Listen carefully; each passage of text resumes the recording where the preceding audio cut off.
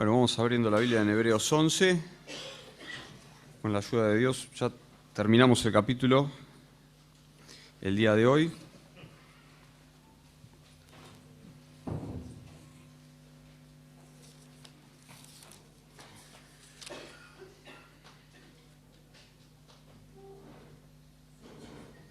La porción para hoy es desde el versículo 30 hasta el final. Bueno, el tema principal, como todos ya lo sabemos, es la fe. Después en el versículo 12, como el otro día nos comentaba Andrés, lo que se nos va a decir es, bueno, ya que se pusieron todos estos ejemplos de fe, ahora, ¿qué se espera de nosotros? Y yo pensaba, ¿no? Esta palabra que tanto está en la Biblia y que es tan importante, porque por medio de la fe somos salvos, y que a veces uno habla con algunas personas y dice, sí, lo importante es tener fe. Y no, la verdad que lo importante no es tener fe, el tema es en quién la tenemos, porque la gente tiene fe. La fe es confianza en algo que no se ve. Es confianza. Cuando uno cruza un puente, considera que el que lo construyó, el que lo calculó, no se equivocó, si no, no cruza por ahí. Cuando uno tiene alguna duda, no pone el pie. Entonces, esa confianza en algo que no se ve, la aplicamos en todas las cosas. Y hay gente que no tiene fe en la Biblia, que tiene fe en un Dios que no es el bíblico. Y bueno, esa fe nos salva. Ese es el gran problema. Entonces, lo importante es creer en algo, ¿no? Para creer en algo es lo mismo que no crean nada. Lo importante es creer en aquel que es verdadero, en que Él mismo es la verdad, que es el Señor Jesús y la palabra de Dios. Esa fe sí salva. Dice la Biblia de Abraham, que estamos viendo, creyó Abraham a Dios y le fue contado por justicia. Eso quiere decir que al creer lo que Dios le dijo, él, siendo pecador y digno de condenación, fue tenido como si fuese justo, es decir, sin serlo, como si fuese digno de entrar en el cielo. Después la Biblia nos revela cómo es que es eso posible, cómo una persona que es digna de condenación, al creer en Dios le son perdonados los pecados. Bueno, la solución vino 4000 años después de Abraham, es el Señor Jesucristo, es a quien Dios dio, a quien el Padre dio, para que todo aquel que en Él cree no se pierda, sino que tenga vida eterna. Entonces esa clase de fe, y de la manera que habéis recibido al Señor Jesús, dice la Escritura, andad en Él. Entonces, para los que le hemos conocido, para los que hemos por la gracia de Dios tenido esa fe que salva, se nos insta, se nos llama que andemos por la fe, entre tanto que nos toca quedarnos acá. Vamos a leer el pasaje del versículo 30, dice, por la fe cayeron los muros de Jericó, después de rodearlos 7 días, por la fe Rahab, la ramera, la que habitaba en Jericó, no pereció juntamente con los desobedientes, habiendo recibido a los espías en paz. ¿Y qué más digo?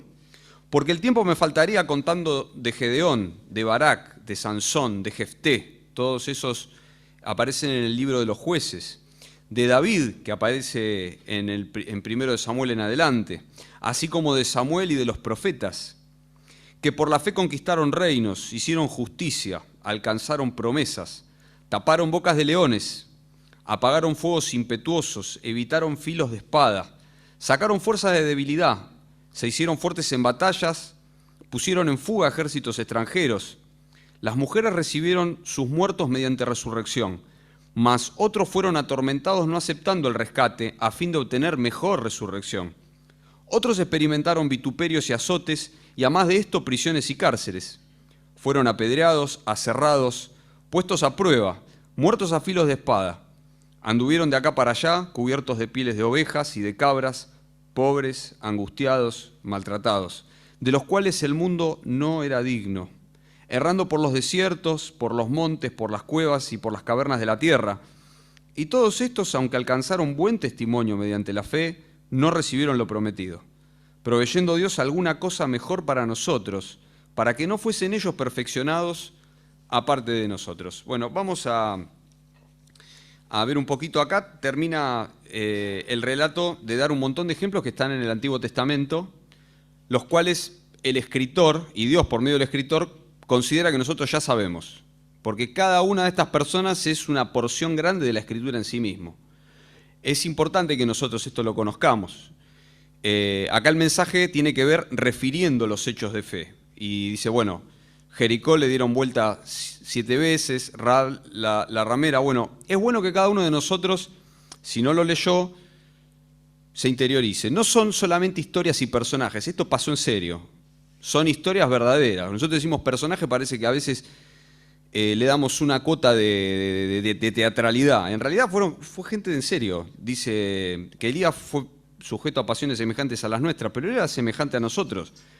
Fue un hombre que caminó sobre la tierra. Entonces, no son historias inventadas. Esto pasó en serio. Y es bueno que nosotros lo conozcamos.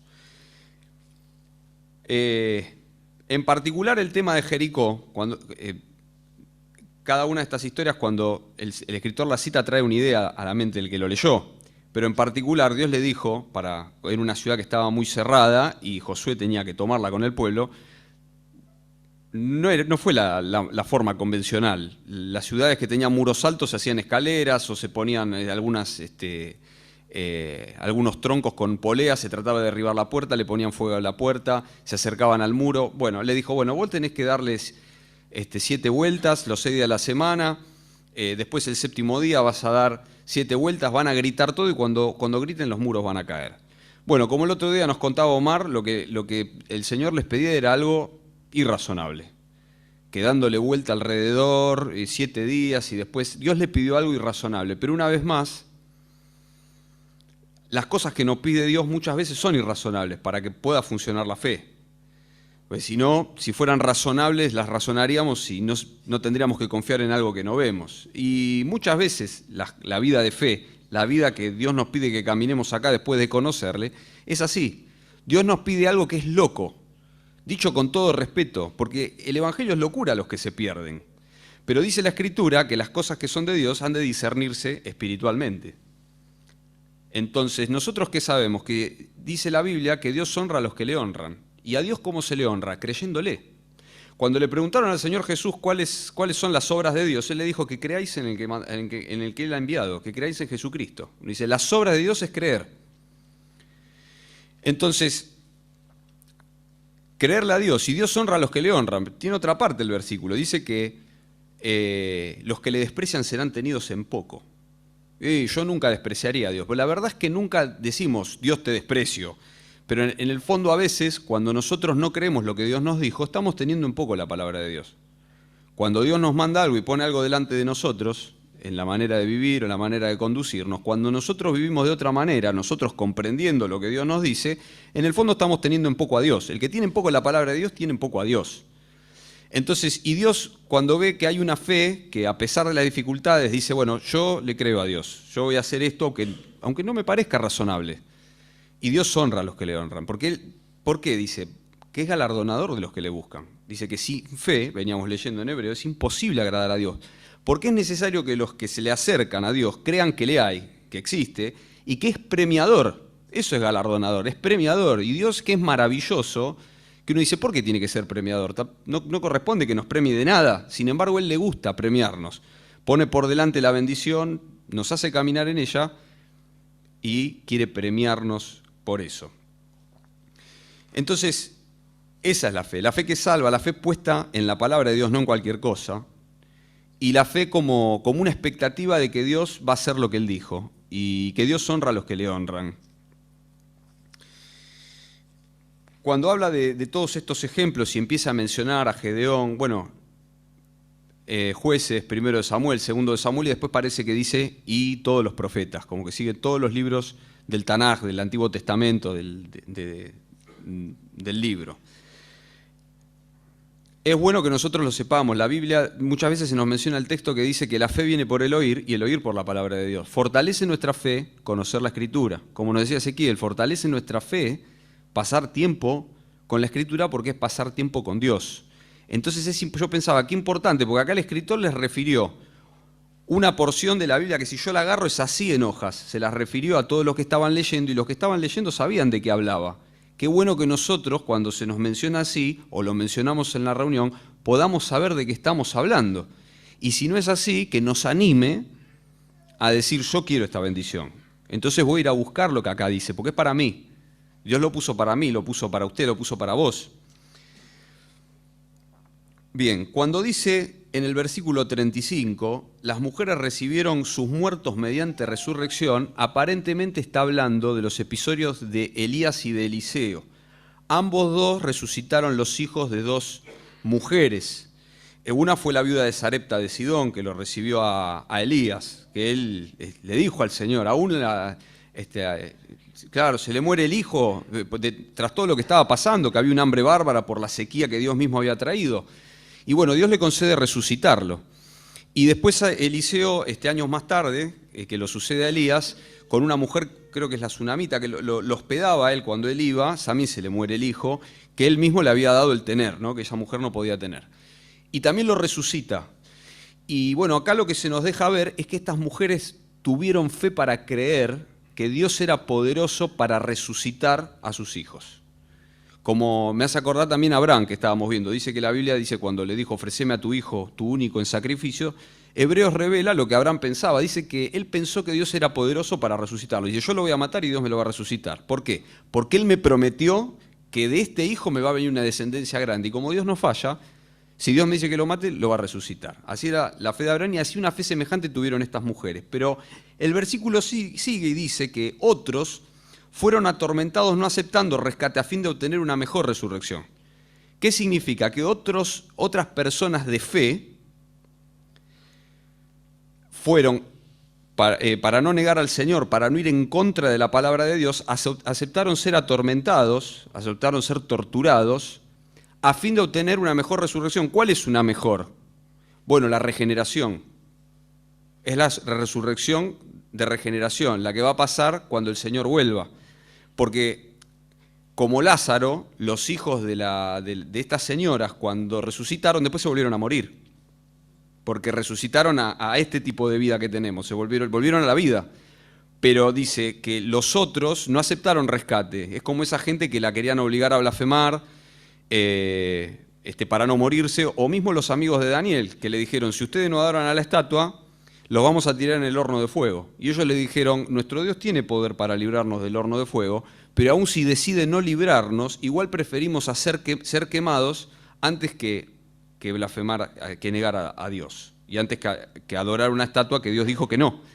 ¿Y por qué es eso? Bueno, acá dice la Biblia que ellos tenían en mente, diciendo, bueno, esta vida pasa y después tengo que estar delante de Dios. Y después viene la resurrección. ¿Y ahí qué le voy a decir al Señor? Y bueno, prefirieron eso por la fe. Y acá un comentarista muy acertadamente dice que dependiendo lo que Dios decida, a veces la fe se nota en tomar y a veces la fe se nota en dejar.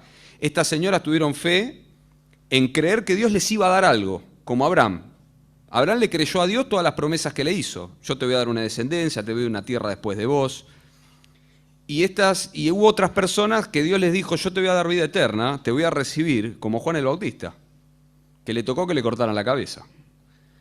Y creyeron en eso, y rehusaron, como Moisés también. Moisés tuvo una renuncia, dice que él rehusó ser llamado hijo de la hija de Faraón, que como a veces nos dicen prácticamente es como ser el presidente de Estados Unidos o el presidente más poderoso del país de turno, porque Egipto era la potencia en los días de Moisés.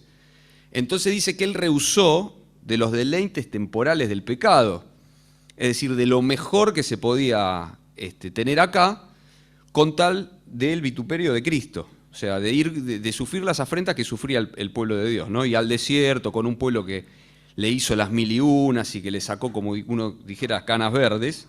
Dice que él prefirió eso y le dijo a Dios, te ruego que me muestres tu gloria. Tiene varias frases como esas, si vos no has de venir con nosotros, no nos saques de acá. A veces nos dice Omar, ¿no? Esta oración que es, no me des nada que no me quieras dar, le dice a Dios. Se parece mucho a la oración del Señor Jesucristo, ¿no? Padre, si es posible, pase de mí esta copa, pero no sea mi voluntad sino la tuya, que es de la manera que el Señor nos enseñó a orar. Entonces, a veces hablamos, ¿no? La Biblia tiene libros como Proverbios que quieren que adquiramos sabiduría para saber cómo conducirnos mientras estamos acá, y libros como Primera de Pedro, donde animan a sufrir, incluso a veces en esa época hasta el martirio. Martirio viene de una palabra que en el original dice dar testimonio, porque los hermanos daban testimonio y por confesar a Cristo los mataban. Entonces les decía que eran mártires, porque dieron testimonio y por eso los mataron. Entonces, martirizar es eso, es matar a una persona porque confesó a Jesucristo. Bueno, son tiempos que hoy no nos toca vivir. Pero acá dice que muchos más de ellos, otros dice sufrieron vituperios, azotes, prisiones, cárceles. Hoy en día hay gente en otros países que les pasa eso.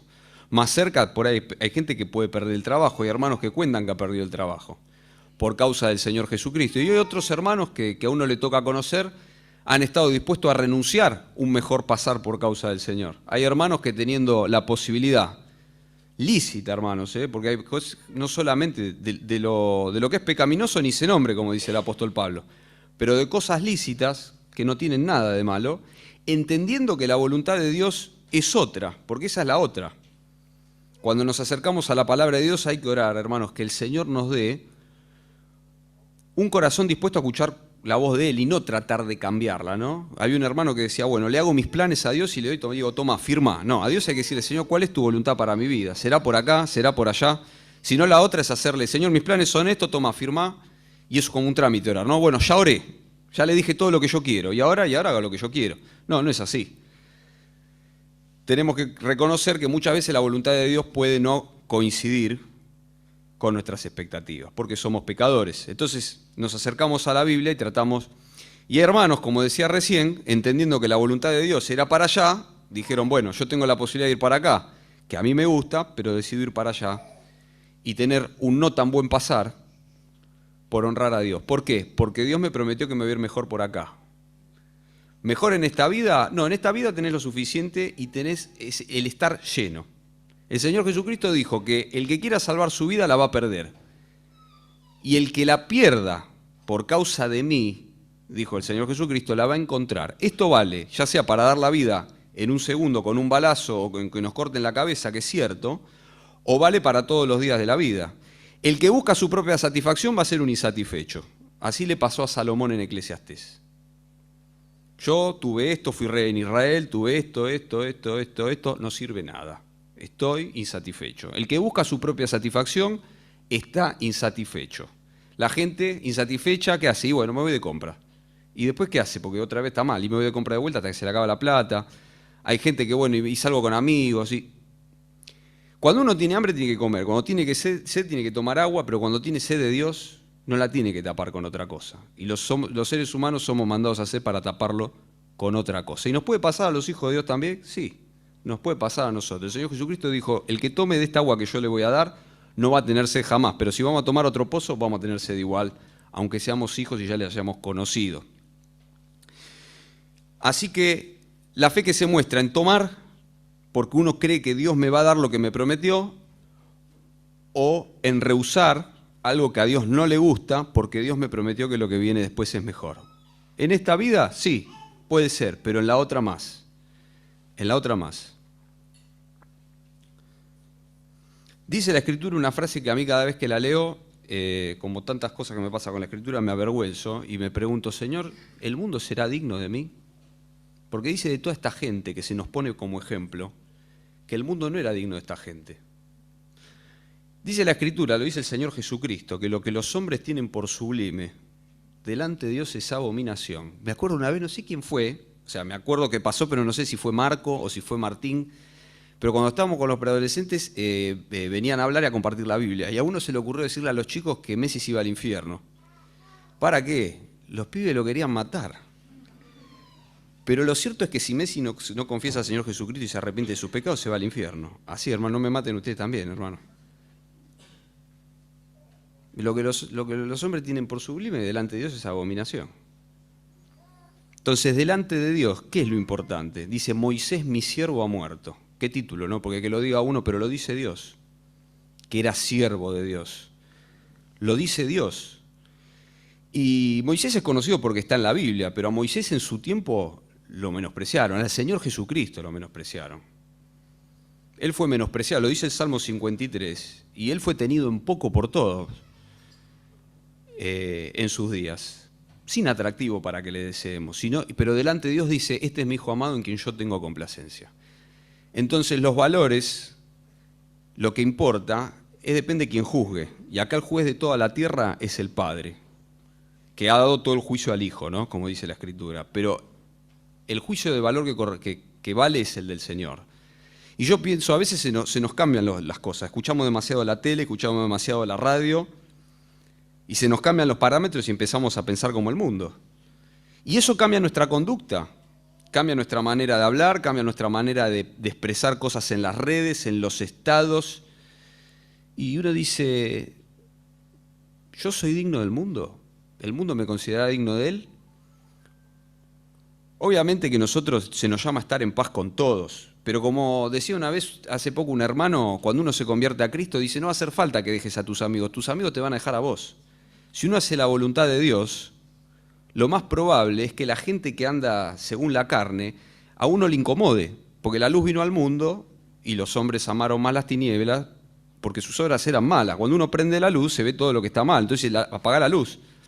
La forma de caminar piadosa, aunque uno no lo quiera hacer, si uno empieza a caminar en amistad con Dios, empieza a denunciar al que está al lado, empieza a denunciar la forma de vivir de al lado. Entonces,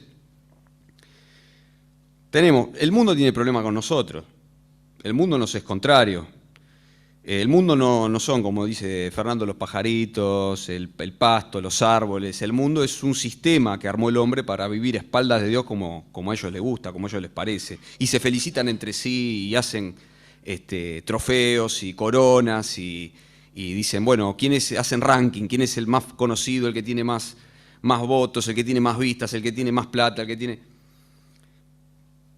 Pero Dios dice quién es el que se humilla más, son otros valores. Entonces, ojalá que nosotros no seamos dignos del mundo, que cuando Dios nos mire pueda decir como de su Hijo, que se agrada de nosotros, que somos grato perfume, como dice la Escritura, y que por lo menos que estemos tratando de hacerlo y que lo reconozcamos.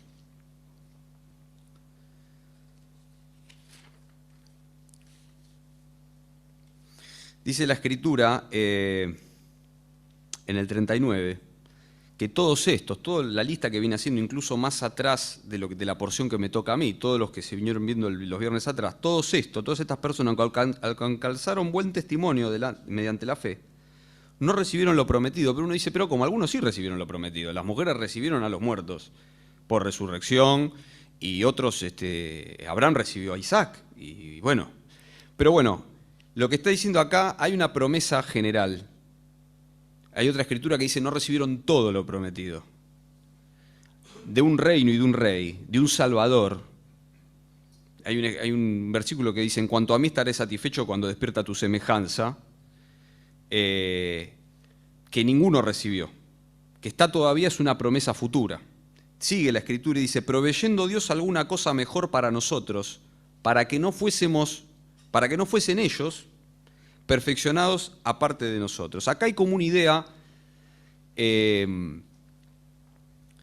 como de una espera. Dios tiene un plan y va a volver y va a haber una resurrección, pero está en el futuro. Y dice la Biblia que Dios no retarda su promesa de venida, creo que lo dice Pedro, sino que es paciente para con todos, no queriendo que nadie se pierda. Hay un tiempo que está transcurriendo, donde todavía nace gente y donde todavía falta gente que se arrepiente y se salve. Entonces algunos no recibieron lo prometido porque falta tiempo. Y dice, proveyendo Dios alguna cosa mejor para nosotros. Bueno, yo leí algún comentario, tiene que ver con esto que les digo, y cuando dice mejor, es posible, hermano, no sé, es posible que tenga que ver con el tiempo que a nosotros nos toca después del Señor Jesucristo. Porque dice la Biblia que el menor en el reino de los cielos es más grande que Juan, que fue el mayor del Antiguo Testamento. Queriendo decir que nosotros somos privilegiados en el tiempo que nos ha tocado vivir. Si bien todos los que son salvos mediante la fe, antes del Señor Jesucristo se salvaban creyendo que iba a venir un Salvador, como Abraham. Abraham fue salvo por la fe, pero pensando como por ejemplo lo expresa Job. Yo sé que mi Redentor vive. Ah, entonces vos pensás que necesitas un Redentor, Job. Sí, yo creo que necesito a alguien que muera por mí, alguien que me salve, alguien que pague por mis pecados. Bueno, pero todavía no vino, no. Y vos te moriste y todavía no vino, no, pero va a venir. Y vino. Bueno, y después nacimos nosotros. Y somos más privilegiados por todo este conocimiento que tenemos acá, que antes no lo teníamos. Antes no estaba este conocimiento. Entonces, pues esa cosa mejor que Dios ha provisto para nosotros, para que no fuesen ellos perfeccionados aparte de nosotros, antes que nosotros. Cuando sea la resurrección va a ser en etapas, pero van a resucitar todos los justos, todos los salvos por el Señor Jesucristo, en lo que se llama la primera resurrección, que tiene etapas, pero es la primera. La segunda es todo de condenados, pero, que va a ser para el juicio del gran trono blanco. Pero la primera resurrección van a resucitar los santos del Antiguo Testamento, que son estas personas que vivieron antes. Antes va a ser a la iglesia, en fin, no es el tema de esta noche, con cada uno en su orden.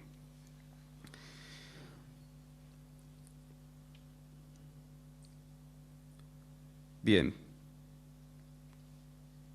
El Señor Jesucristo oraba, dice, no ruego que los quite del mundo, sino que los guarde del mal, porque mencionamos varias veces si el mundo es digno de nosotros o no.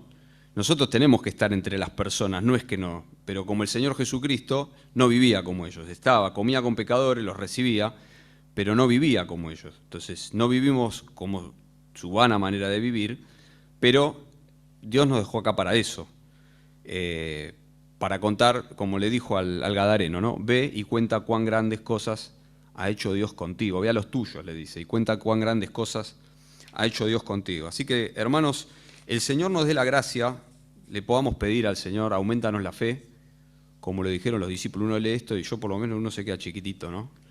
Que Dios nos dé la gracia de alcanzar por la fe lo que Él ponga para cada uno de nosotros. El plan es diferente en cuanto a lo específico. En lo general, lo que pide la Escritura nos abarca a todos. Pero hace falta fe para creer a los jóvenes que Dios me va a bendecir en mi matrimonio si yo me abstengo de relaciones sexuales prematrimoniales, por ejemplo. Hace falta fe para creer eso. Dios prometió que me va a ir mejor, que Dios va a bendecir mi matrimonio. ¿Y cómo explicás que eso es mejor? ¿Cómo haces que no teniendo relaciones antes, después te va mejor en el matrimonio, te va bien y no te va mal? Mira, no sé, pero Dios lo prometió. Dios lo prometió. También están las evidencias de afuera, ¿no? Yo me acordaba de este libro que escribió este hermano, se llama Evidencia que exige un veredicto. Lo dice de la Biblia, pero también uno mira al mundo y dice evidencia que exige un veredicto, ¿no? Uno mira la Biblia, mira al mundo y uno dice, ¿qué razón que tiene Dios en todo? Parece que uno está leyendo el diario de la mañana cuando lee la Biblia. Hay gente que la tienen como por algo que está viejo, es más actual que el diario de ayer, ya quedó viejo, uno ya no lo quiere, sirve para tirar al fuego. Y la Biblia está todo el tiempo actual. Que Dios nos dé la gracia de alcanzar esa fe de lo que Dios tenga para nosotros, para lo que nos dé para hacer, lo que nos toque a cada uno en la vida, ya sea el trabajo, el matrimonio, lo que sea. Y que Dios nos dé la gracia de que el mundo no sea digno de nosotros, sino que Dios pueda decir que somos grato perfume. Que el Señor nos bendiga, hermanos.